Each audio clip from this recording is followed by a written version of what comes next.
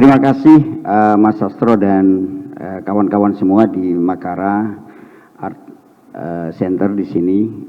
Tentu kami datang sini atas sebuah undangan yang menggelitik ya Mas. Ya, bagaimana humanisme dan dan humorisme itu harus jadi satu gitu ya. Dan ternyata titik temunya kalau dari saya itu bisa dilihat dari Gus Dur. Gus Dur ada orang yang humanis dan humoris. Jadi titik temu humoris dan humanis itu adalah Gus Dur. Dan ternyata inti dari humanisme dan humoris itu justru kalau saya amati itu adalah karena justru dari kedekatan seorang Gus Dur kepada Tuhannya. Jadi ini memang isunya, temanya berat sekali ini ya Mbak. Jadi antara meditasi kemudian humoris sama kelucuan ini ya. Nah, karena itulah maka saya akan menyampaikan beberapa hal yang ingin saya tampilkan di sini. Pertama, bahwa hari ini kita sedang berada dalam sebuah situasi di mana negara ini saya melihatnya sudah kurang lucu ini Pak Bondan. Negara sekarang sudah tidak lucu ya, termasuk di Nahdlatul Ulama ini juga sudah tidak lucu ini sekarang ya. Saya kira kita harus kembali kepada kelucuan-kelucuan. Kita harus mengembalikan bahwa kelucuan adalah hak dari segala bangsa gitu ya. Hal pertama, kita harus kembalikan negara ini menjadi negara yang lucu. Kenapa? Karena dulu saya ingat sekali kalimat dari Gus Dur ketika diprotes oleh MPR. Waktu itu ketika Gus Dur sidang di MPR, Gus Dur malah ketawa ketiwi, dia banyak lucu. Dan kemudian dia diprotes oleh anggota dewan itu. Dan apa pertanyaan jawaban Gus Dur? Serius banget. Tapi sebenarnya itu nendang banget. Dia bilang bahwa kalimat itu masih saya ingat Mas Sastro sampai sekarang. Jadi dia bilang gini, jangan kehilangan keceriaan kita ketika seberat apapun masalah sedang terjadi pada kita. Jadi ketika kita ditekan oleh sebuah masalah, maka sebenarnya kita tidak boleh kehilangan keceriaannya. Karena kalau sudah kehilangan keceriaan kita, berarti kita akan kehilangan kemanusiaan kita. Ini yang saya memanai, saya mengamati Gus Dur, saya belajar kepada Gus Dur, dan kita melihat bahwa apa yang dilakukan Gus Dur itu adalah sebenarnya dia mencoba untuk tidak tertekan oleh seberat apapun masalah yang terjadi. Kalau orang-orang pesantren sih nyebutnya begini, ciri wali itu Pak Bondan itu dua. Satu, tidak pernah takut. Dua, tidak pernah sedih. Itu kalau dalam bahasa Al-Qur'annya, ala inna awliya Allah la khaufun alaihim walahum yahzanun. Para bolonya Allah, kata Gusmus itu wali itu bolo itu Mas, bolo itu bestinya Allah. Bestinya Allah itu tidak pernah takut dan tidak pernah sedih. Nah, bisa kita lihat bahwa kenapa takut wong punya Allah, kenapa sedih ya punya Allah gitu ya. Ini yang sebenarnya yang kalau kita mau coba amati, kenapa sih Gus Dur itu kok lucu? Kenapa Gus Dur kok tidak pernah takut? Dia lucu karena tidak mau sedih. Dia berani karena tidak mau takut. Karena jawaban semuanya adalah karena dia punya Allah yang Maha Kuasa. Sebenarnya dalam banget, cuman Gus Dur tidak pernah menceritakan ini karena ya sok lah kalau diceritakan ya. Tapi sebenarnya kalau kita memaknainya kayak begitu. Nah, karena itulah maka di dalam setiap kesempatan Gus Dur selalu akan mengatakan bahwa dirinya adalah orang-orang yang tidak pernah takut dan tidak pernah sedih. Karena itu bentuk dari tidak kesedihan itu adalah dia mencoba menanggapi semua hal itu dengan ketawa ketiwi. Jadi pernah diprotes gitu di kalangan di Jawa Timur. Tadi kata Rosita ya, saya ngurusi Jawa Timur ya. Jadi NU di Jawa Timur itu udah bukan organisasi masyarakat Pak itu. Mbak, itu sudah jadi agama kalau apalagi di Madura. Cari istri itu yang NU, minimal Muhammadiyah gitu. Kira-kira begitu ya. Cari NU, cari istri itu yang NU. Minimal Muhammadiyah, maksudnya NU itu Islam itu maksudnya ya, Islam itu. Jadi udah jadi agama. Jadi dan kalimat itu pernah dirostingkan Gus Dur pada Muslim Abdurrahman ya, kawan Pak Muslim sama Muhammadiyah itu kalau di Madura itu sudah Islam minimal sudah itu kan, minimal Muhammadiyah. Dan dikatakan bahwa di dalam proses beragama itu kita tidak akan pernah menghilangkan proses itu. Jadi salah satunya adalah suatu saat Gus Dur itu diundang oleh kiai-kiai atau masyarakat di Sumeneb ya, Mbak Inai di Sumeneb ya, nanti undangannya di Sumeneb ya, kira-kira begitu ya. Nah, kemudian Gus Dur itu untuk menunjukkan bahwa dia adalah seorang humanis, dia itu menunjukkan bahwa dirinya adalah bagian dari orang Sumeneb. Karena itulah maka dia bercerita, Sumeneb adalah tumpah darah saya. Kenapa? Karena saya ini adalah keturunan dari Joko Tingkir, dan ibu dari Joko Tingkir itu adalah putri dari Raja Sumeneb. Nah, ini sebenarnya yang perlu kita tiru, bahwa di dalam proses humanisme itu kita harus mendefinisikan diri kita itu sebagai bagian dari sebuah masyarakat itu. Karena itulah kalau di dalam para ulama ya, para kiai itu kalau menjelaskan seorang pemimpin itu selalu dikaitkan dengan sebuah ayat namanya laqad ja'akum rasulun min anfusikum.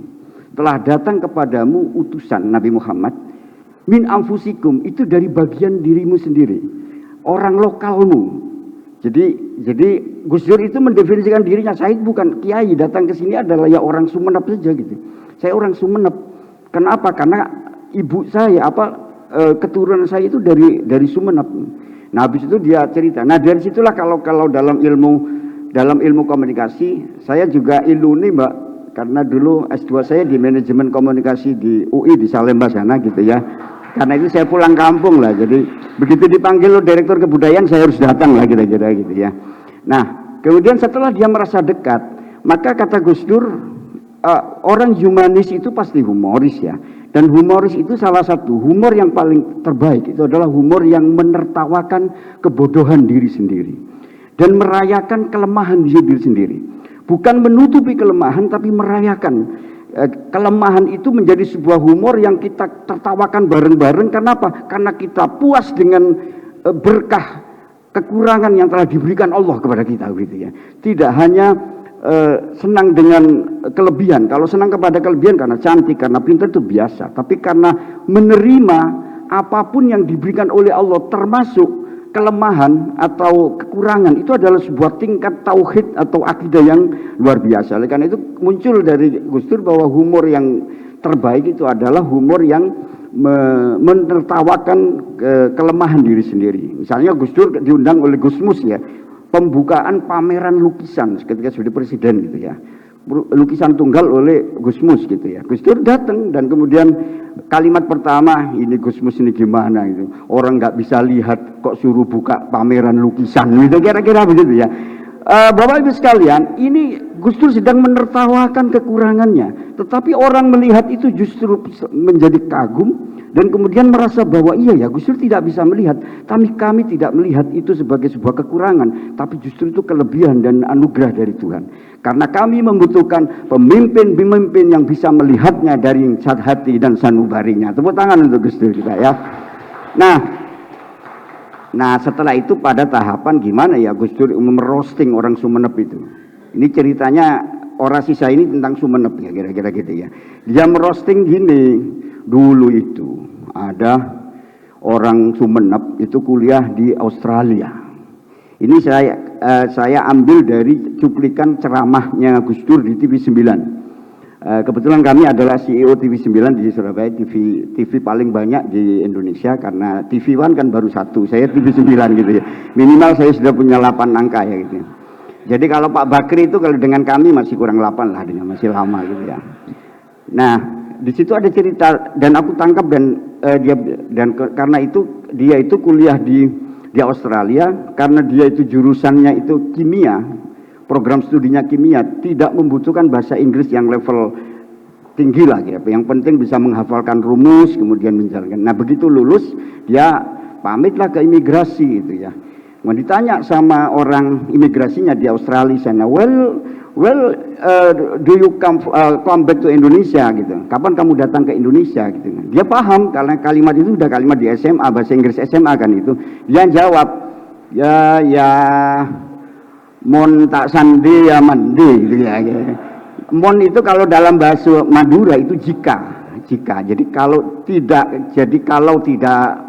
Minggu ya Senin gitu ya. Ya mon tak mandi ya sandi gitu ya. Jadi Bapak sekalian, itu Gus Dur kemudian menjelaskan hal-hal kayak begitu. Itu artinya apa?